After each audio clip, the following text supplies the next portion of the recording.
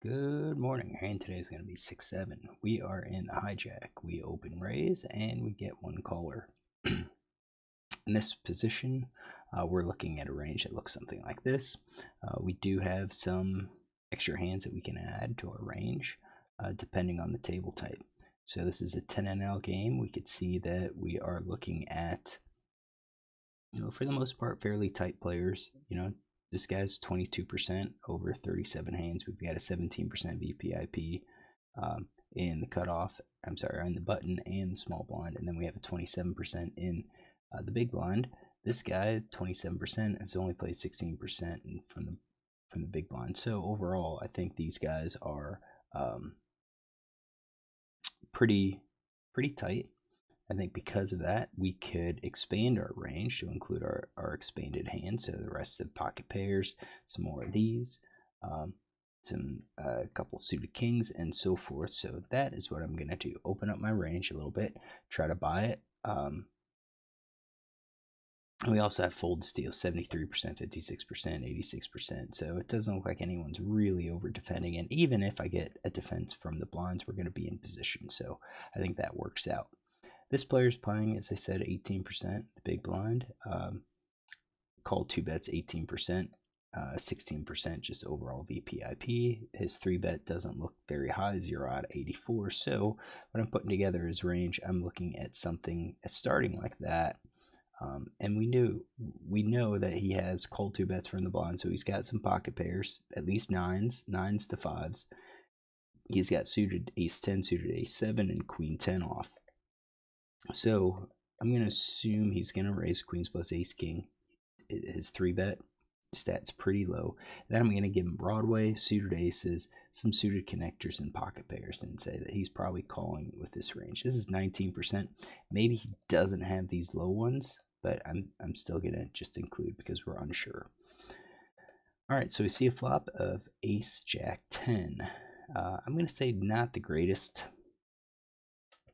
One, it's not the greatest for our hand, but even if we had like a Broadway type hand, I'd say this isn't the greatest because it's really limiting what kind of hands players can have. Yeah, they have a jack or a 10, but with the ace out there, they're going to be hesitant to put in much money. So even if we have ace king or ace queen, we're getting maybe one street of value. If we fire the flop and the turn, chances are I think the jack X and the 10X are just going to fold unless they've improved in some way on that turn. So this is just kind of a, it's a high card flop. It's going to connect both of us quite a bit. So villain checks, it's no big surprise, and now it's on us. What do? I think we're going to look at our draws. So open enders, we could have some gut shots, and we could have like 1 card gut shot. So all of those. If we include all of those in our range, then we're at 43%. So then, our value betting could be about 28%. Right now, our top pair hands, we could probably drop off some of the lower ones, and that's going to bring us down. So like ace 2, ace 3, ace 4, ace 5, we could bet kind of as a semi bluff. We're not going to be afraid of ace 6 or ace 7 folding.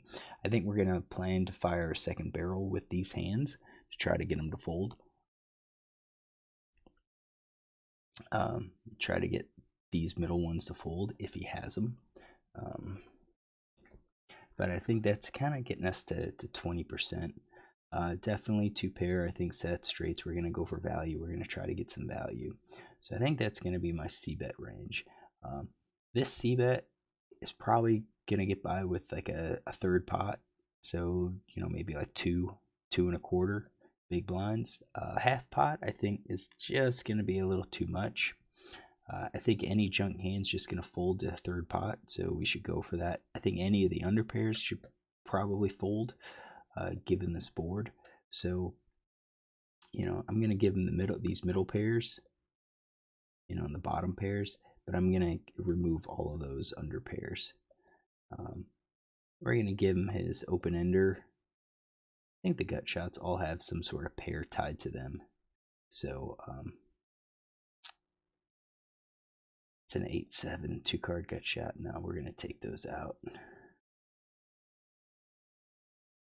So we're gonna be at like at least 70%. It's gonna be heavy with like a one pair hand. Turns to 2 of clubs, so that actually improves us. And I do like betting with my 6-7 here. So I don't have that. We got our flush draw. Let's go back here. We're dealing with our 2-card backdoor flush draw. So had I done it with like 8-7 or 9-7, I think this is going to be a good card for us. 6-7 probably shouldn't have been c-bet, not with our hand. I think we already went through like what we should be c-betting. Yeah, we could be aggressive and try to bluff, and that's okay. I mean, his fold to c-bet when he's out of position is only 14%. 1 out of 7 in position, it's 3 out of 5. So I'm not too sure if he's going to be betting, but this is actually a good card. So any of those backdoor flush draws that have now improved, I think we're going to be continuing to bet those.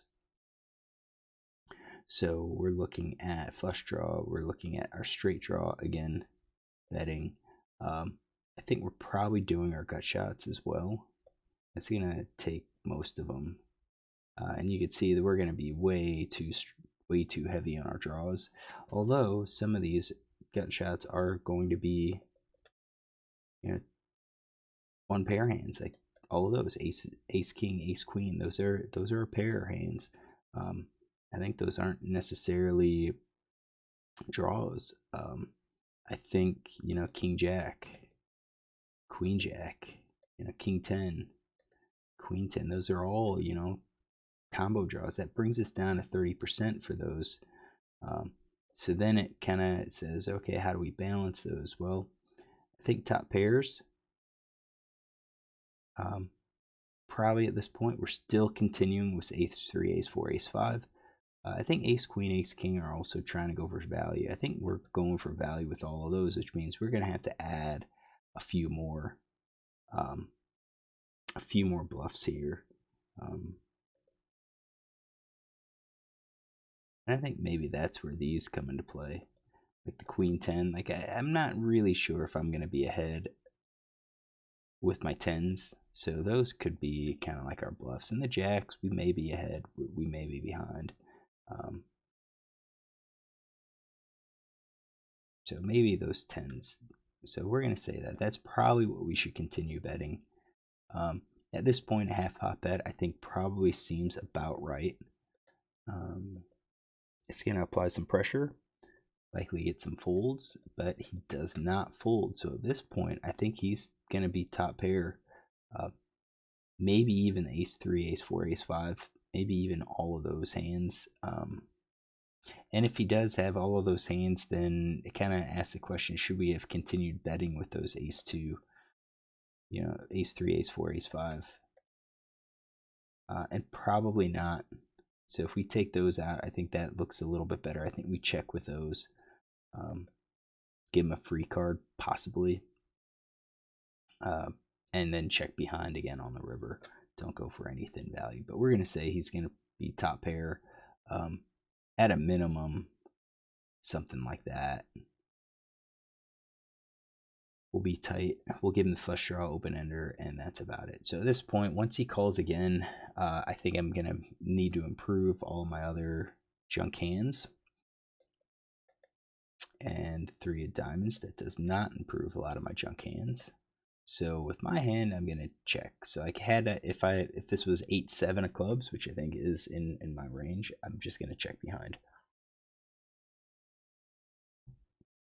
Obviously, some of them will be bluffs.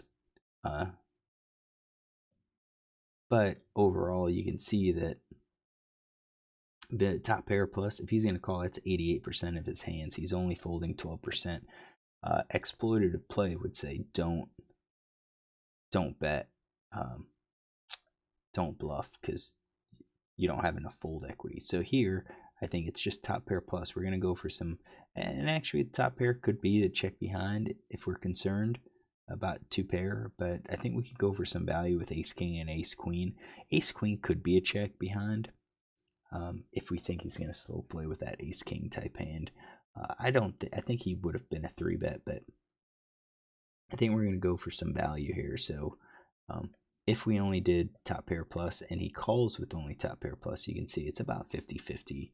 So that 10% that he folds will give us a little bit more fold equity. We've got a range of depending on what we have, will determine what our overall EV is. So what do? I check. Okay. He shows a7. I show 6-7. He takes it. So he has one of these top pair type hands, right? We go back to the turn and we said we weren't sure if he was going to have all of those. So we know he did. So if he called those, he's probably calling all of the rest, which once he does that, now our top pair becomes much stronger. So you can see now we're at 58% because he has all of those ace low cards. So ace queen, ace king definitely become value bets. So overall, I don't like my c bet. I think this should have just been a check behind. We would have improved with our club, which was good. I think there's other hands that we could have c bet, but I think by including all of our backdoors flush draws, we're going to be betting way too much. Way too much. That's my thought. So what does GTO think? I did run this real quick. I said he was checking, and sure enough, we should be checking 74% of the time. So I had a much higher c-bet stat. It looks like we're betting straights and sets, and some two pairs. Top pairs, we really weren't going to be betting a whole lot. So you can see like the ace king, ace queen. Those weren't hands that he was betting. So I was betting, and I think the reason why we're not betting is you can see our draws. We've got a lot of open enders that we're betting, but we're not betting a lot of our gut shots. We're betting like some of these king X hands, the king 9, king 8, king 7. Those are being used as a bluff, along with like pocket queens and some of those 9, 7, 8, 7s. But when I said the gut shots, I said both the 2 card and the 1 card gut shots, which really gave us 40% of our hands. And that means to balance that, we had to add a lot of our top pair hands. So it kind of felt like this wasn't that great a board. And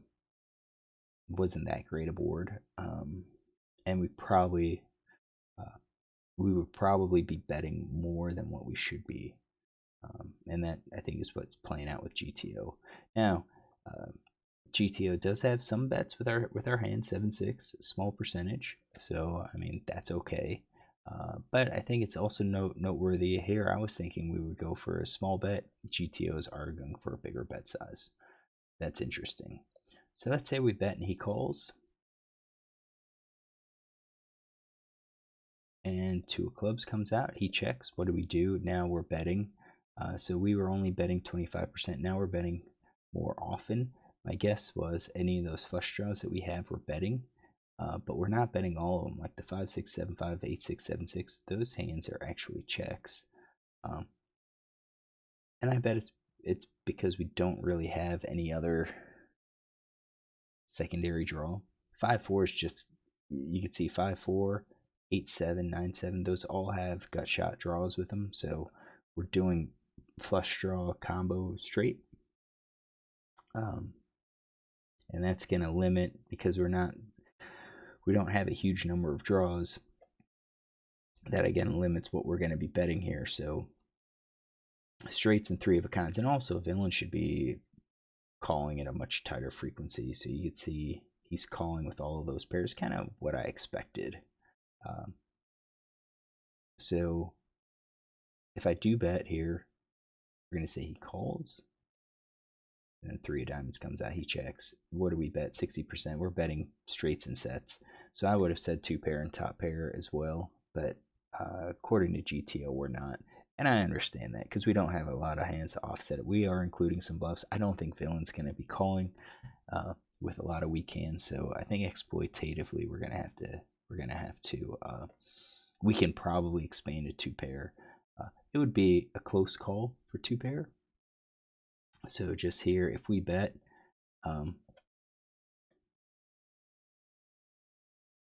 we bet with top pair, so I guess if we bet with top pair and he calls and he only calls with 2 pair, or if he calls more than 50% of the time he calls, we'll beat our top pair. So maybe that's why that's a bit understanding. So we target 2 pair or sets and straights to avoid that situation. So now if we bet 26% of the time he calls, we lose. 73% we win. So that's probably why the GTOs are going to check with our top pair hand. All right, so hopefully you enjoy this hand. If you do, look tomorrow for another.